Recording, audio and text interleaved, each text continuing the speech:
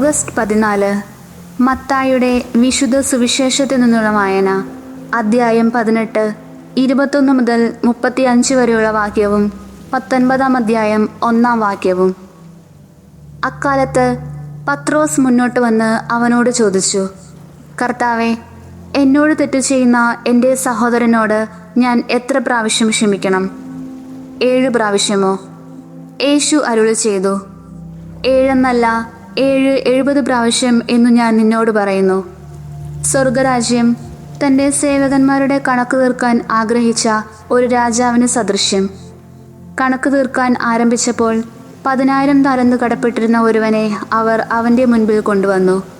അവന് അത് വീട്ടാൻ നിർവാഹമില്ലാതിരുന്നതുകൊണ്ട് അവനെയും ഭാര്യയെയും മക്കളെയും അവൻ്റെ സമസ്ത വസ്തുക്കളെയും വിറ്റ് കടം വീട്ടാൻ യജമാനൻ കൽപ്പിച്ചു. അപ്പോൾ സേവകൻ വീണ് നമസ്കരിച്ചുകൊണ്ട് പറഞ്ഞു, പ്രഭു, എന്നോട് ക്ഷമിക്കണമേ, ഞാൻ എല്ലാം തന്നു വീട്ടിക്കൊള്ളാം. ആ സേവകൻ്റെ യജമാനൻ മനസ്സലിഞ്ഞ് അവനെ വിട്ടയക്കുകയും കടം ഇളച്ചു കൊടുക്കുകയും ചെയ്തു. അവൻ പുറത്തിറങ്ങിയപ്പോൾ തനിക്ക് 100 ദനാറ നൽകാനുണ്ടായിരുന്ന തൻ്റെ സഹസേവകരിൽ ഒരുവനെ കണ്ടുമുട്ടി. അവൻ്റെ കഴുത്ത് പിടിച്ച് ഞെരിച്ചുകൊണ്ട് അവൻ പറഞ്ഞു, എനിക്ക് തരാനുള്ളത് തന്നു തീർക്കുക. അപ്പോൾ ആ സഹസേവകൻ അവനോട് വീണപേക്ഷിച്ചു, എന്നോട് ക്ഷമിക്കണമേ, ഞാൻ തന്നു വീട്ടിക്കൊള്ളാം. എന്നാൽ അവൻ സമ്മതിച്ചില്ല. കടം വീട്ടുന്നതുവരെ സഹസേവകനെ അവൻ കാരാഗൃഹത്തിലിട്ടു.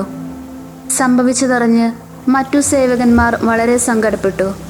അവർ ചെന്ന് നടന്നതെല്ലാം യജമാനനെ അറിയിച്ചു. യജമാനൻ അവനെ വിളിച്ചു പറഞ്ഞു, ദുഷ്ടനായ സേവക, നീ എന്നോട് കേണപേക്ഷിച്ചതുകൊണ്ടല്ലേ നിന്റെ കടമെല്ലാം ഞാൻ ഇളച്ചു തന്നു. ഞാൻ നിന്നോട് കരുണ കാണിച്ചതുപോലെ നീയും നിന്റെ സഹസേവകനോട് കരുണ കാണിക്കേണ്ടതായിരുന്നില്ലേ? യജമാനൻ കോപിച്ച് കടം മുഴുവൻ വീട്ടുന്നതുവരെ അവനെ കാരാഗൃഹ അധികാരികൾക്ക് ഏൽപ്പിച്ചു കൊടുത്തു. നിങ്ങൾ സഹോദരനോട് ഹൃദയപൂർവ്വം ക്ഷമിക്കുന്നില്ലെങ്കിൽ എൻ്റെ സ്വർഗസ്ഥനായ പിതാവ് നിങ്ങളോടും ഇതുപോലെ തന്നെ പ്രവർത്തിക്കും. ഈ വാക്കുകൾ അവസാനിപ്പിച്ച ശേഷം യേശു ഗലീലി വിട്ട് ജോർദാന് അക്കരെ യൂദായുടെ അതിർത്തിയിലെത്തി.